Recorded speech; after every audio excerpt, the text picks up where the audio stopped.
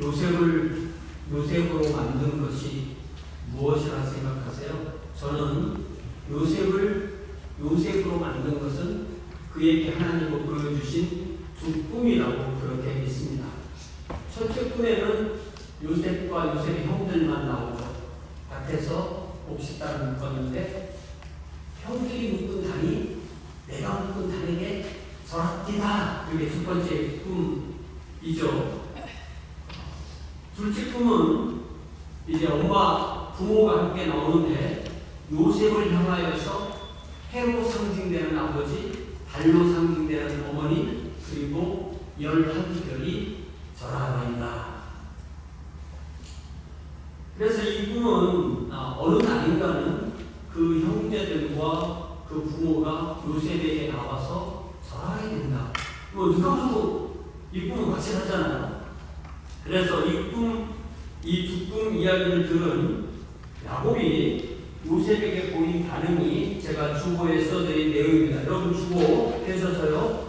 주보 거기 설교를 서문에 보면 제가 창세기 17장 37장 10절에서 이 야곱이 요셉에게 한 말만 제가 써놨어요. 여러분 요 말씀을 읽을 때는 여러분이 야곱이 된 것처럼 요셉에게 하는 말처럼 그렇게 연극 대사 이렇게 생각해보는 거예요. 시작. 내가 꾼 꿈이 무엇이냐? 나와 내 어머니와 내 형들이 참으로 가서 땅에 엎드려 내게 전하겠느냐? 그렇게 말하면서 이렇게 보면요, 이 야곱이 요셉이 이 꿈이 바로 하나님이 그에게 주신 비전이고 하나님이 그에게 주신 말씀이에요. 야곱하고 비교해보면 야곱은 그가 베델에서 꿈에 하나님을 만났을 때 하늘과 땅 사이에 사닥다리에 연결되고 천사들이 오르락내리락하고 그 꼭대기 하나님이 서 계셔서 말씀까지 해주셨잖아요. 내가 너를 절대 떠나지 아니하리라. 그런데 요셉의 경우는 뭐 하나님과 나타나시고 또 말씀도 없고 오직 꿈만 2개 꾸었다는 것입니다. 그러나 그 꿈은 요셉이 그 꿈을 꾸었을 때 직관적으로 그 꿈의 내용이 무엇인가를 알 수 있는 거죠. 제가 처음에는 직관적 이런 말 무슨 말인지 몰랐는데 직관이잖아요. 똑바로 본다는 말이라는 무슨 말이냐면 딱 보면 안다는 뜻이 직관적이라는 단어의 뜻입니다. 그래서 그 꿈을 꾸자마자 하나님께서 나에게 이런 것을 이루시겠구나 라고 그 꿈을 꾸면서 가는 거죠. 그래서 이 요셉은 이 두 꿈을 그가 꿈을 꿀 때가 17살쯤이었다면 그가 20년이 지난 지금 34가 될 때까지 20년 동안 그 꿈을 붙드는 것입니다. 그래서 이 꿈은 그가 품은 비전이 되고 그가 들은 하나님의 말씀이 됩니다. 그러나 여러분 우리가 성경을 읽다 보면 성경의 진정한 주인공, 성경과 역사의 진정한 주인공은 사람이 아니라 하나님인 것을 알 수가 있습니다. 그렇기 때문에 우리가 좀 철이 들면 부모가 되면 부모 심정 알듯이 철이 들면 우리가 성경을 읽으면서 하나님의 관점에서 이 이야기를 볼 수 있게 됩니다. 그래서 하나님의 관점에서 이 이야기를 살펴보면 하나님은 요셉에게 이 두 꿈을 주시고 요셉의 생애를 통하여서 무엇을 이루고자 하셨을까요? 이 관점으로 봐야 되는 거죠. 우리가 돌아보면 일찍이 창세기 15장에서 하나님은 아브라함에게 약속하시기를 이제 너의 후손이 이집트로 가게 될 것이고 거기서 한 400년 후에 돌아오게 될 것이다 라고 그렇게 말씀하십니다. 그러니까 성도 여러분, 주인공은 사람이 아닙니다. 우리가 주인공이 아닙니다. 삼위일체 하나님 또 성부, 성자, 성령 하나님이 주인공이십니다. 하나님이 하나님의 일을 하시기 위해서 사람에게 작정하시고 사람을 부르셔서 말씀하시고 그 나라를 인도하시는 것을 믿으시기 바랍니다. 이렇게 볼 때 그건 아브라함, 이삭, 야곱에 해당되는 거고 우리에게는 해당되는 게 아니요라고 생각하면 안 됩니다. 아브라함, 이삭, 야곱이 하나님께서 그들을 하나님 뜻을 부르셨듯이 여러분 한 사람 한 사람 저에게 한 사람 한 사람도 하나님께서 하나님의 뜻을 위해서 여러분과 저를 부르셨음을 믿습니다. 그렇기 때문에 우리를 부르신 하나님은 우리 각자에게 말씀하고 계심을 우리는 절대로 잊어서는 안 됩니다. 왜냐하면 우리는 단지 내가 주도적으로 하나님을 선택했고 내가 하나님을 믿는 신앙생활을 내가 한 것이 아니기 때문입니다. 우리가 하나님을 믿고 따르는 삶은 하나님이 창세전에 계획하신 일이 우리의 실제 삶에 드러난 결과이기 때문입니다. 우리가 요셉의 생애를 따라가고 있어서 반드시 기억해야 할 것이 바로 나에게 하나님이 주시는 비전과 말씀이 무엇인가를 발견해야 하는 것입니다. 내가 지금 이 시점에 이 도시에서 이 교회에서 이 자리에서 앉아있을 때 이것이 결코 우연이 아니고 하나님께서 나에게 주신 비전과 말씀에 의해서 내가 여기 있다는 것을 말씀을 통해서 발견해야 하는 것입니다. 왜냐하면 내가 주인공이 아니기 때문에 하나님이 주인공이시기 때문에 하나님께서 나에게 말씀해 주시는 것입니다. 오늘 우리는 창세기 45장 1절부터 28절 이 챕터 전체에서 제목이 뭐예요? 나는 요셉이라. 이 제목으로 하나님의 말씀을 듣습니다. 이 말씀을 제가 저라고 여러분이 듣는 동안 하나님이 나에게 주신 비전의 말씀을 다시 발견하는 귀한 은혜가 우리 각자 모두에게 임하기를 주님의 이름으로 축원합니다. 자, 이 1절을 봅시다. 1절에 보니까 요셉이 시중하는 자들 앞에서 그 정을 억제하지 못하여 소리질러 모든 사람을 자기에서 물러가라고 그 형제들에게 자기를 알리니 그때 그와 함께한 다른 사람이 없었더라 라고 되어 있습니다. 우리가 지난 주일에 나눈 대로 베냐민을 두고 유다가 요셉에게 간청한 내용은 더 이상 요셉을 참지 못하게 만들었습니다. 그 1절에 분명히 드러나 있습니다. 요셉은 자신과 형제들, 즉 요셉 자신을 포함한 12형제 모두만 한 곳에 있기 원해서 이렇게 포인트인데 포인트가 보이나요? 보이네. 앞에 그림을 다시 가보겠습니다. 이게 다 물러가라! 다 물러가는 거예요. 그리고 난 뒤에 두 번째 그림이 그리고 나서 자기가 요셉이라고 그렇게 하면서 먼저 우는 내용, 물러가라 라고 했고요. 2절에 보니까 요셉이 큰 소리로 우니 애국 사람에게 들리며 바로의 궁중에 들렸다고 했습니다. 요셉이 큰 소리로 우는 거예요. 이 큰 소리로 운다는 말을 이 중국 사람들은 사자성어로 좋아하니까 뭘까요? 큰 소리로 운다, 사자성어. 생각나죠? 뭐예요? 네? 애국통곡? 대성통곡?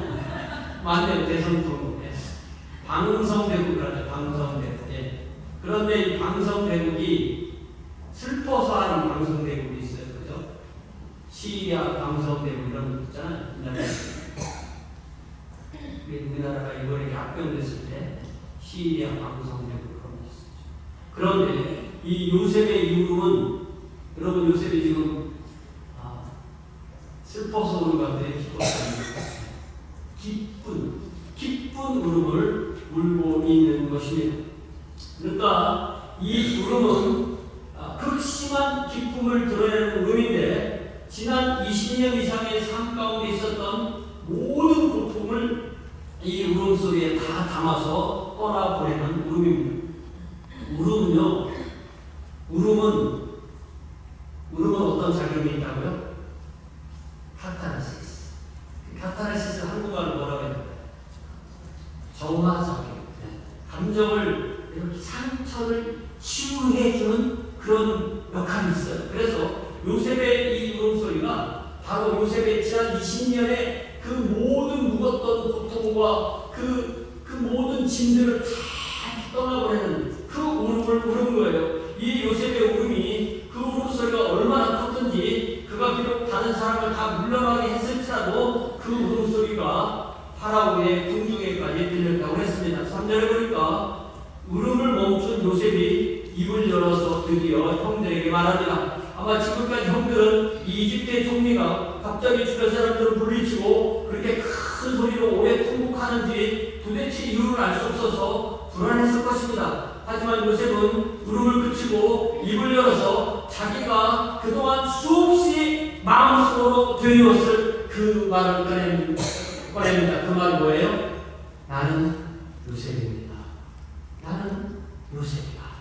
이 한마디 말이 품은 내용은 실로 그대로 막대하고 봐야 합니다. 요셉은 이미 자기에게 꿈으로 비전을 보여주시고 말씀하신 하나님이 자기 생을 통하여서 하시는 일을 정확하게 이루어진 것을 보았습니다. 요셉은 자기 삶은 자신이 살고 있지만 자기 삶을 이끄시는 분은 하나님이심을 분명히 깨달아 알고 있었습니다. 요셉은 먼저 그래서 자기 자신을 드러내고 그 다음에 한 말이 내 아버지께서 아직 살아 계시니까, 이게 있잖아요.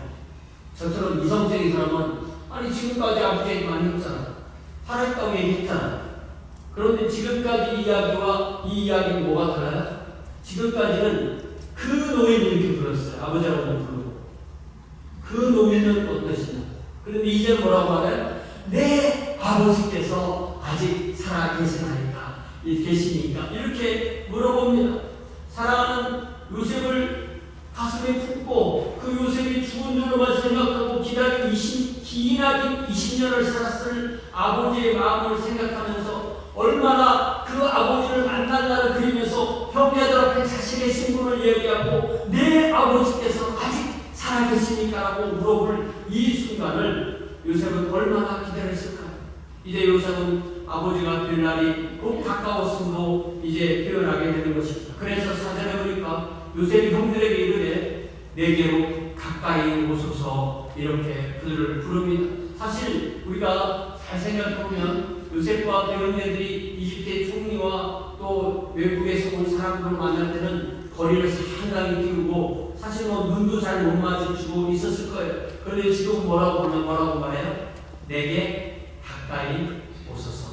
내게로 가까이 오소서.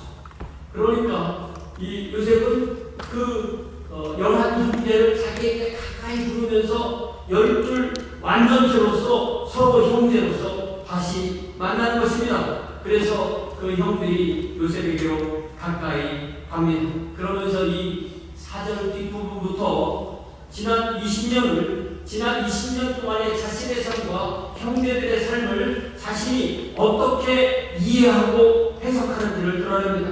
요셉은 먼저 나는 당신들의 아우 요셉이니 당신들이 애굽의 판 요셉이라고 분명히 말합니다. 여기서 즉각 요셉의 10형이 저지른 악행을 명확하게 떠오르도록 만드는 말입니다. 그들은 그 순간에 무슨 생각을 했을까요? 그들이 어떤 생각을 하든 요셉은 자신이 할 말을 명확하게 선언하듯이 말합니다. 여러분 5절 보세요.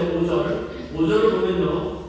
자, 같이 읽시다. 시작. 당신들이 나를 이곳에 팔았다고 해서 근심하지 마소서, 한탄하지 마소서. 하나님의 생명을 구원하시려고 나를 당신들보다 먼저 보내셨나이다 라고 말합니다. 우리는 이 요셉의 선언을 어떻게 이해해야 할까요? 요셉은 형들이 자신을 이집트에 판 행위 자체를 결코 미워하지 않습니다. 형들이 나를 팔았기 때문에 내가 여기 와서 내가 총리가 됐잖아요. 나를 팔았기 때문에 고마워요. 이렇게 하지 않았습니다. 요셉이 말하고 하는 것은 비록 형들은 요셉에게 악행을 했고 요셉은 그 피해를 고스란히 입었지만 그 모든 것을 하나님이 주권적으로 사용하셔서 하나님의 일을 하셨다는 사실입니다. 그것이 바로 하나님이 생명을 구원하시려고 나를 당신들보다 먼저 보내셨다는 요셉의 말입니다. 자, 우리 여기서 잠시 쉬고 한번 생각해 봅시다.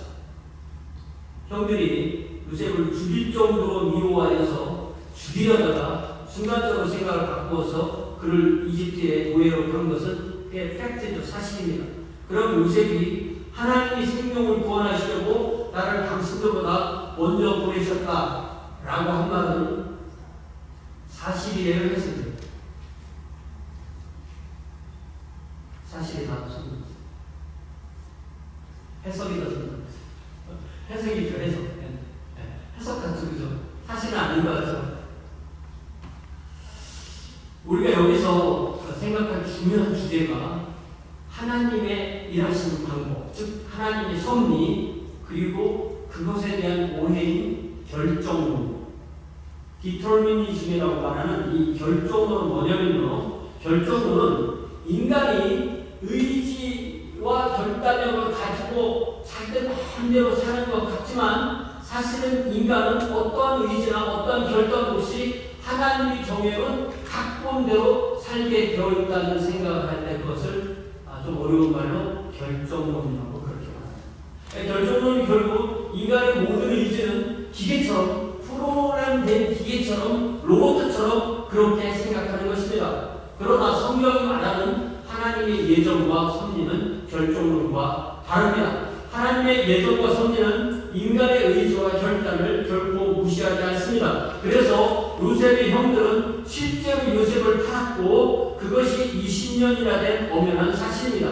그럴 때 하나님의 예정과 섭리는 이 요셉의 형들의 그 악행을 하나님의 뜻대로 사용하셔서 하나님이 하시고자 하는 일을 행하시는 것입니다. 그래서 요셉이 한 말, 하나님이 생명을 구원하시려고 나를 당신들보다 먼저 보내셨나이다 라고 하는 이 한 말은 요셉의 행동인 동시에, 요셉의 해석인 동시에 하나님의 예정과 섭리를 읽은 사실입니다.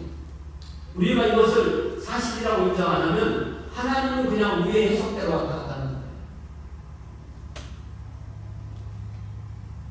저는 그렇게 믿습니다. 그래서 하나님의 예정과 섭리는 요셉 형들의 그 악한 행동을 하나님의 뜻대로 사용하셔서 하나님이 하시고자 한 일을 이루신 것입니다. 그래서 우리는 하나님을 믿는 가운데 우리가 볼 수 있는 작은 그림도 봐야 되지만 동시에 하나님이 보시는 큰 그림을 볼 수 있는 능력을 길러야 해요. 예를 들자면 아이들, 우리 손녀가 2살인데 걔가 보는 게 있잖아요. 걔가 우리 2살 애기가 뭐 보는 게 있나 없나? 있죠. 근데 걔가 보는 것은 부모가 보는 것과 같은 딸이 다를까요?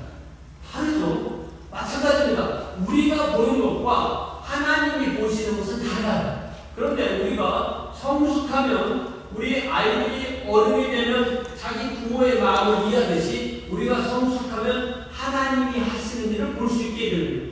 지금 그렇기 때문에 요셉은 자기의 세계 가운데 자기와 형들과 관계 안에서 하나님이 하시는 일을 보고 이렇게 선언한 것입니다. 그러면서 6절에 보니까 요셉은 그 상황에서 이제 그 근동 세계가 어떻게 진행될 것인가를 그 바로의 꿈을 통해서 알았기 때문에 형들에게 설명해요. 이 땅에 2년 동안 흉년이 들었으나 아직 5년은 가까이도 못하고 추수도 못한다. 즉 가나안에서 살다가는 5년 안에 다 죽는다. 5년이 아니라 5달도 못 버티고 다 죽는다. 그렇기 때문에 7절에서 하나님이 큰 구원으로 당신들의 생명을 보존하고 당신들의 후손을 세상에 두시려고 나를 당신보다 먼저 보내셨나니라고 분명하게 하나님이 하시는 일을 명확하게 분명하게 선포하는 것입니다. 야곱의 후손이 바로 이스라엘 민족을 이루고 이스라엘 민족이 유대인이 되고 유대인을 통해서 예수님께서 오셨기 때문에 이러한 그런 전체에 요셉은 한 파트를 맡아서 살아냈지만 그런 상황에서 이 야곱의 가정이 살아야 되고 또 우리 민족이 살아야 되고 하는 것을 요셉은 명확하게 보고 이것을 선포한 것입니다. 그렇기 때문에 자기의 삶에 드러난 하나님의 역사를 읽어내는 것은 하나님의 구원 역사가 자기 가운데 일어난다는 것을 파악하는 능력이 되는 것입니다. 그러면서 8절에 그렇기 때문에 나를 이리로 보내주신 이는 당신들이 아니고 하나님이라고 다시 선언합니다. 이렇게 하나님은 인간의 의지를 사용하셔서 당신의 의지를 이루십니다. 그러니까 결정으로는 인간의 의지를 부인합니다. 그러나 하나님의 섭리는 인간의 의지를 인정하면서 동시에 하나님의 만유의 주제이시기 때문에 인간의 의지를 사용하시고 그 의지를 초월하여서 하나님의 일을 이루시는 것입니다. 저와 여러분이 예수님 믿는 이야기로 바꾸면 이렇게 말할 수 있어요. 그래서 우리가 우리의 의지대로 예수님을 믿고 구원받는 것 사실 맞죠. 그러나 그것이 하나님이 나를 구원하시기 위해서 하나님의 창세전의 예정과 섭리와 주권과 사랑으로 나에게 예수를 믿게 하셔서 하나님이 나를 구원하시는 것입니다. 그렇기 때문에 믿지 않는 사람들도 동시에 믿지 않는 사람들도 자기 의지로 예수를 믿지 않고 자기 의지로 영원한 소망 가운데 있는 것이지만 그것도 하나님의 예정과 섭리와 주권과 공의가 그들에게 이루어지는 것입니다. 그러므로 우리는 우리의 공의와 선택과 지혜로 주님을 믿는 것이 아닌 것입니다. 우리가 주님을 믿는 것 자체가 하나님의 예정과 섭리와 은혜가 우리 각자에게 드러나는 것입니다. 하나님은 요셉을 단지 이집트로 보내셨을 뿐만 아니라 여러 나자들을 통하여서 요셉을 이집트의 1인지와 만인지상의 위치에 놓으셨습니다. 이는 그의 생명을 먼저 구원하시고 그 다음에 야곱의 가족을 구원하시고 이집트와 그 영역권에 있는 모든 사람을 구원하시고자 하는 하나님의 뜻이 이루어지도록 하시는 것입니다. 우리는 단지 4,000년 전에 성경에 나타나는 요셉의 이야기에서만이 아니라 우리의 각자의 삶에서도 이렇게 하나님의 뜻이 나에게 이루어지는 것을 볼 수 있는 능력, 알 수 있는 능력, 체험하는 능력, 누리는 능력을 우리가 장착하고 그것을 주장해야 됩니다. 그래서 우리는 그렇게 교회에 나오면 하나님의 말씀을 배우고 기도로 알고 응답으로 그것을 확인하고 누리게 되는 것입니다. 특별히 기도가 왜 중요하냐면요, 기도하지 않고 뭘 하면요 항상 어떻게 생각하면 잘됐네, 내가 보고 잘했네. 또 예수님 믿는 사람들이 이런 것 좀 안 했으면 좋겠어요. 재수가 좋은데 행운이네, 그런 말 좀 안 했으면 좋겠어요. 우리는 하나님께서 나의 삶을 인도하신다는 것을 기도를 통해서 확인합니다. 기도하면 하나님께서 기도를 이렇게 들어주셨구나, 하나님께서 나에게 좀 더 연단을 주시는구나, 이렇게 기도를 통해서 자기가 자기에게 이루어지는 일을 하나님의 뜻 안에서 해석하고 사실을 확인하게 되는 것입니다. 기도하면서 우리가 기도하면서 우리 삶을 살 때 나의 삶에서 기도의 제목을 주시고 기도하게 하시고 이를 이루신 분이 하나님이시고 그 하나님의 일을 위하여서 나는 하나님의 종으로 하나님의 자녀로 하나님의 왕국 백성으로 부름받아서 이곳에서 하루하루를 살아간다는 것을 체험하게 되는 것입니다. 이제 9절부터 요셉은 형들에게 가나안에 계시는 아버지 야곱에게 전한 말을 먼저 해줍니다. 그 말의 핵심은 뭐예요? 하루빨리 가나안에 계시지 말고 모든 가족과 제사를 이끌고 이집트로 이주하라는 것입니다. 10절에서 야곱과 그의 모든 가족과 가축과 제사를 거할 땅으로 고센 땅을 제시합니다. 고센은 나일강에서 지중해에 가장 가까운, 그러니까 이 나일강은 남쪽에서 북쪽으로 흐르는 강이죠. 아프리카 쪽에서 지중해로 흐르니까 남쪽에서 북쪽으로 흐르는 강인데 그것이 아주 나일강 아주 삼각주 지역에 있습니다. 그렇기 때문에 그곳이 목축에 유리한 땅일 뿐만 아니라 나일강 하류이기 때문에 강이 완전히 말라붙지 않는 한 거기에 아직도 물이 있어서 가장 그래도 사람이 살 수 있는 곳이 고센 땅입니다. 요셉이 벌써 이 45장 10절에서 고센이라는 이 지명을 언급한 것은 그가 이미 자신의 모든 형제가 그들의 가족과 제사를 이끌고 이집트로 이주하여 살 것을 마음속에 두었던 것을 먼저 그들 형제들에게 이야기하는 것임을 알 수 있어요. 지금 형들과만 이야기하기 때문에 그는 먼저 고센이라는 구체적인 지명을 말하지만 요셉 위에는 파라오가 있기 때문에 최종적인 승리는 파라오에 의해서 떨어져서 이루어지게 됩니다. 그러면서 11절에 보니까 특별히 앞으로 5년 동안 흉년에 아버지 야곱과 모든 가족이 부족함 없이 고센에 사는 동안 자신이 아버지와 모든 가족을 돌볼 거라고 전해달라고 부탁합니다. 그러면서 12절을 보세요. 12절에서 당신들의 눈과 내 아우 베냐민의 눈이 보는 바 당신의 이 말을 하는 것은 내 일이라. 그러니까 여기서 요셉은 자신과 베냐민과 형제들의 눈과 입과 귀 등의 감각기관을 동원해서 이 모든 일이 이루어지는 현장을 생생하게 그리도록 형제들을 일깨웁니다. 그리고 13절에 가보니까 다시 요셉이 이 이집트에 와서 누리는 모든 영화 그리고 모든 것을 눈으로 보고 깨달은 형들이 그 모든 것을 아버지 야곱에게 아뢰고 아버지와 모든 가족을 데리고 가나안에서 이집트로 속히 내려오라고 형들에게 당부하는 것입니다. 그리고 14절에 보니까 자기 아우 베냐민의 목을 안고 울었다고 했어요. 베냐민도 요셉의 목을 안고 웁니다. 여기 이게 이 우는 모습이 얼마나 처절합니까? 얼마나 기쁩니까? 얼마나 감사의 눈물을 울는 것을 볼 수가 있습니다. 이게 사람이요 감정이 명하면요 울어야 할 때 울음이 안 나온다. 그러니까 울 기회를 주시면 아주 안 놓고 우시는 것이 건강에도 좋습니다.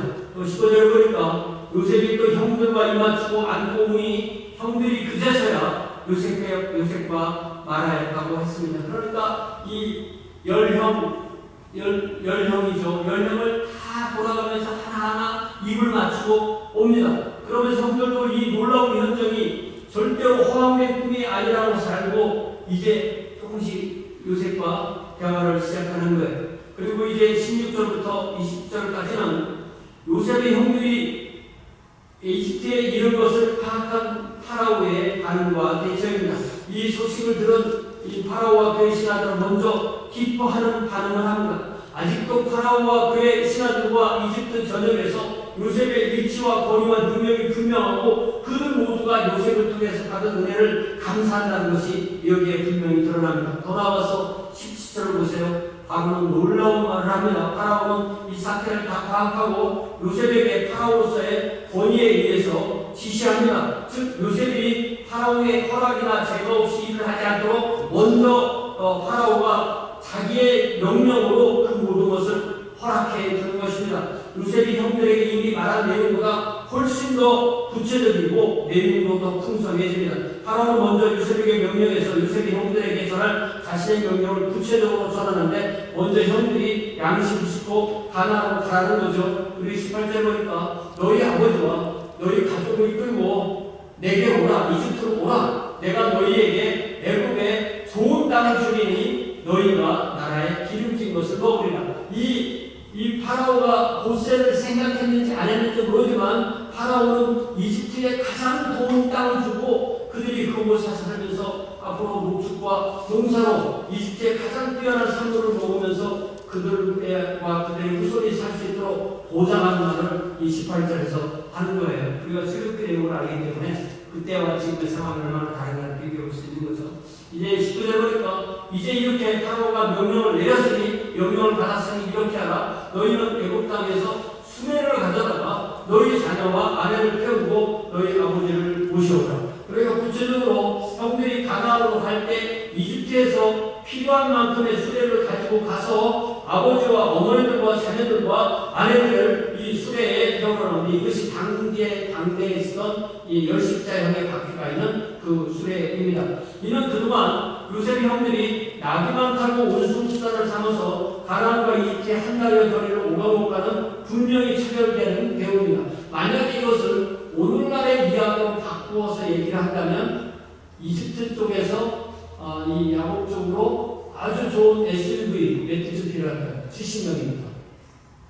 한 10대 이상을 타도록 그렇게 내줬다. 이렇게 이해를 할 수가 있습니다. 특별히 연로한 분들 또 여자들 또 자녀들을 보내야 때 파라오는 아주 온정이 넘치고 필요하고 적절한 조치를 한 것입니다. 물론 그들이 SUV를 타고 그렇게 씩씩 다니는 게 아니고 그들의 가축과 함께 와야 되기 때문에 두 달, 세 달 더 시간이 많이 걸리는 그런 여행이 되는 것입니다. 그러면서 20절에 보니까요, 아주 기가 막힌 말을 해요. 또 너희의 기부를 아끼지 마. 이게 좀 번역이 좀 애매한데요. Never mind about your belongings. 이게 뭐예요? 가나안에 있는 거 다 끌고 오지 말아야 여기 좋은 거 더 많다. 그런 거 맞죠? 우리 소리나 자매님은 이사할 때 얼마나 다 가지고 있었어요. 제가 30년 전에 이제 미국에서 이제 사업을 작정을 하고 먼저 혼자 사라지나 안 사라지나 그러고 왔어요. 먼저 95년 5월에 왔습니다. 그래서 이제 한국에 이제 전화를 하면은 우리 그 하늘이가 딸내미가 그때 7살이었는데 왜 아버지랑 우리가 떨어져 살아야 되는지를 받아들이지 못하는 거예요. 이걸 좀 나이가 좀 더 많으면 이해를 할 거고 좀 더 어리면 그런 걸 모를 텐데 딱 7살이야. 그러니까 내가 볼 때 얘가 정서적으로 이상해지나 하는 그런 의심이 생기는. 그래서 제가 아내랑 뭐라고 생각했냐면 아무것도 생각하지 말고 아무것도 생각하지 말고 최대한 빨리 오는 쪽으로 하자 이렇게 얘기를 했어요. 그러면서 이제 제가 아내한테 알아서 한다 보세요 이렇게 말하고 그랬는데 제가 또 뭔가를 또 돕는다고 여기 와보니까 물가가 비싸고 모든 한국에서 쓰던 모든 물건이 다 필요하니까 집에 있는 거 부지깽이까지 다 끌고 와라 이렇게 했어요. 그리고 이제 필요한 인민가만 들고 와라 이렇게 하는 거예요. 와서 이제 몇 달 후에 짐을 찾으러 가서 와서 풀어보니까 저는 그래서 잘 모르지만 아내 말이 되면 이거 필요 없는 거 갖고 왔네. 그렇게 꽤 많잖아요. 그때 생각이 납니다. 그래서 한국에서 미국으로 이사에 제가 한 일이 뭐예요? 하나도 없어요. 그러니까 제가 가끔 그 아내가 레파토를 올리면 저것도 하나 있다. 참 제가 좋은 남편이 아니라는 것을 제가 압니다. 자, 그러니까 그 파라오가 요셉에게 전해준 말이 가난에 있는 거 다 끌고 오지 마세요. 그 말이구나. 저는 그렇게 이해합니다. 자, 그러면서 21절부터 보면 21절부터 마지막 28절까지는 요셉의 형들이 가나안으로 돌아가서 아버지 야곱에게 이 모든 말을 전하는 내용입니다. 요셉은 먼저 파라오의 명령대로 형들에게 수레와 양식을 내주고요. 22절에 보니까 형들 모두에게 옷은 한 벌씩. 그런데 베냐민에게 옷 5벌 주고 돈도 300세겔을 주었다. 300세겔. 이게 오늘날 돈으로 이게 얼마가 되는지를 잘 몰라요. 그런데 이거는 만약에 은 가격으로 300세겔을 환산하면 생각보다 많은 액수는 아닙니다. 한 5,000불 정도 된다. 요 액수로만 치면. 근데 그것이 단지 액수가 아니고 화폐 가치로 생각하면 더 큰 돈이고, 어쨌든 다른 형제에게 돈을 안 주고 베냐민에게만 그 돈을 따로 주었기 때문에 그것도 큰 돈이고 또 자기 동복에게 필요한 그의 애정이 되는 것입니다. 여러분, 사랑하는 사람에게 주고 싶은 것은 인지상정이에요. 주는 모든 사람이 사랑해서 주는 게 아닐 수도 있어요. 누가 나에게 뭘 주기 때문에 사랑하나 보다 이렇게 착각할 수가 있습니다. 나에게만 줬나? 알고 보니 다 줬더라. 그럼 아닐 수도 있겠네. 이렇게 착각일 수도 있어요. 하지만 사랑하는 사람은 반드시 주고 싶은 마음이 생기게 돼 있어요. 거꾸로 바꿔서 말하는 거예요. 안 주면 안 살아요. 뭐래도 주게 됩니다. 뭐래도 주게 돼 있어요. 그래서 내가 선물인데 무슨 선물을 또 이런 말은 안 되는 거예요. 남자분들 그런 말을 떼우려고 하는 데인데, 저도 몇십 년 그렇게 떼우는 게 아니다.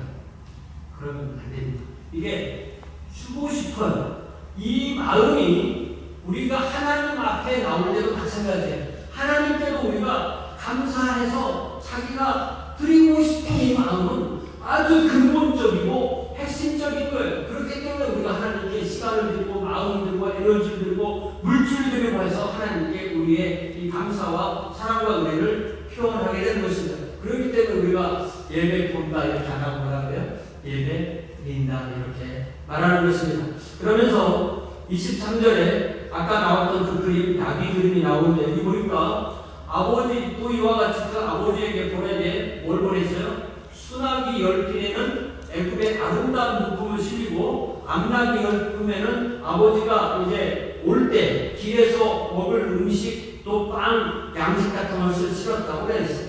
그러니까 이 나비들의 짐을 실을 때 이 수나기와 암나기를 구분하는 거예요. 왜냐하면 수나기의 힘이 더 세기 때문에 더 무거운 걸 싣고 암나기는 좀 약한 걸 싣는 거예요. 그것도 그렇지만 또 중요한 것은 이 암나기와 수나기는 같이 있으면 안 된답니다. 왜 그렇게 했어요? 이 수나기가 시도 때도 없이 암나기에게 가서 사랑을 표현하려고 하기 때문에 쓸 수가 없대요.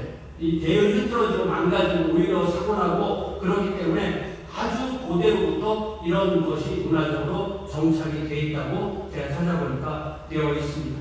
24절이니까 이 형들을 돌려보내며 그들에게 이르되 당신들은 길에서 다투지 마세요. 이게 무슨 말일까요? 베냐민과 그 10형들이 가는데 그 형들에게 집으로 돌아가면서 싸우지 마세요 이렇게. 그럼 형들은 뭐 때문에 싸울까요? 뭐 갖고 싸울까요? 야, 그때 요셉을 할 때 네가 더럽혔지. 뭐 그런 걸 싸울까요? 아니면 내 베냐민에게는 물을 이렇게 많이 주고 또 많이 주고 우리는 안 줬어. 그런 걸 싸울까요? 뭔지 잘 모르겠어요. 하지만 요셉은 자기 형들이 자기를 만나고 이 모든 말을 들었다고 해서 갑자기 한꺼번에 인격이 쫙 성장하는 그런 일이 일어나지 않을 거라는 거예요. 만약에 우리가 예수를 믿고 어느 순간에 내가 천사처럼 팍 변했더라, 내가 예수님과 똑같은 그런 완전한 성화를 이루었더라 라고 한다면 얼마나 좋겠어요.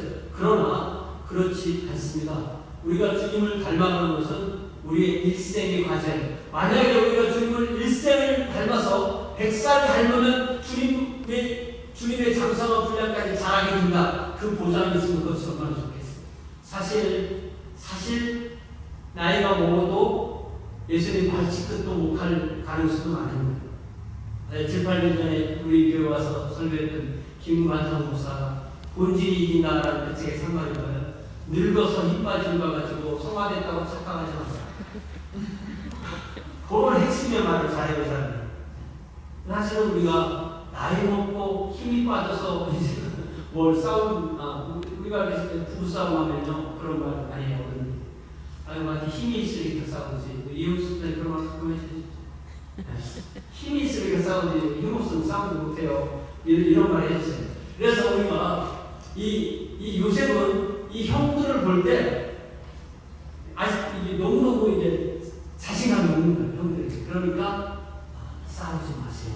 이렇게 말하는 거예요.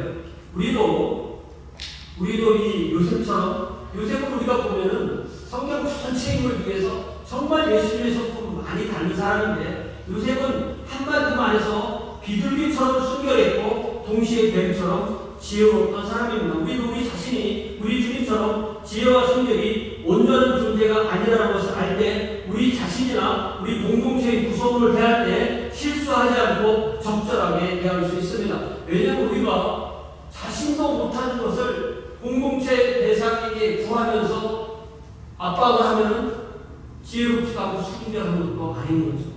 그렇기 때문에 요셉은 자기 형들이 그렇다는 걸 알기 때문에 집으로 가는 동안에 싸우지 마세요라고 부탁한 거예요. 사람은 신앙의 대상이 아니라 사랑의 대상인 것입니다. 이것이 우리가 가져야 되는 가장 기본적인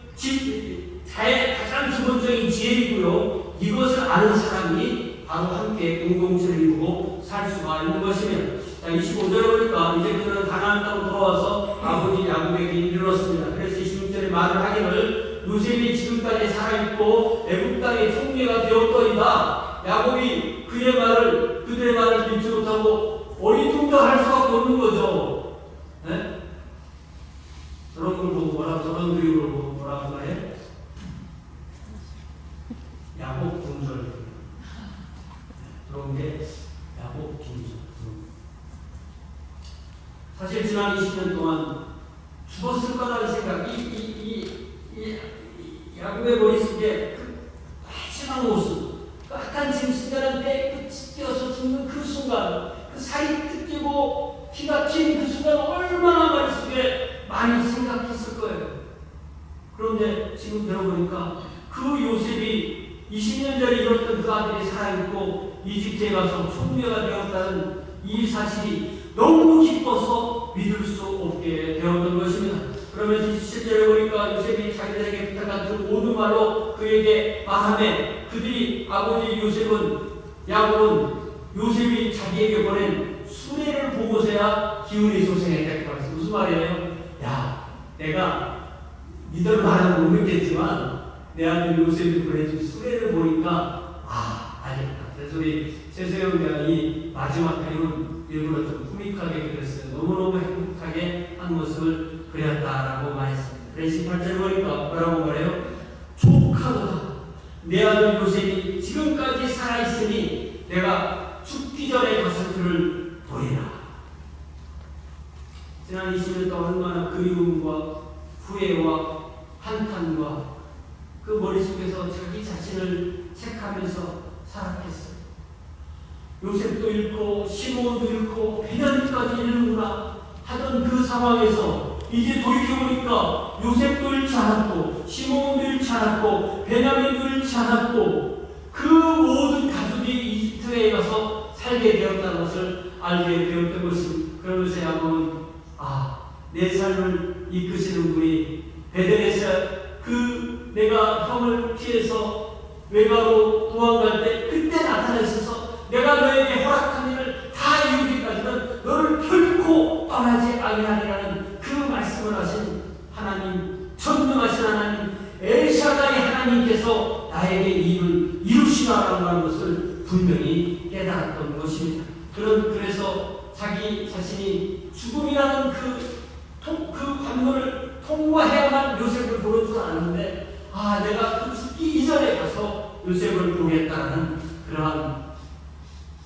고백을 할 때 이 야곱이 얼마나 힘이 뻘뻘 넘쳤겠어요. 아까 그 그림. 그래서 제가 너무나 보기 기뻐서 여러분 주보를 보세요. 주보를 보면 제가 어느 말씀에 있는지 시편 이제 가져볼게요. 시편 92편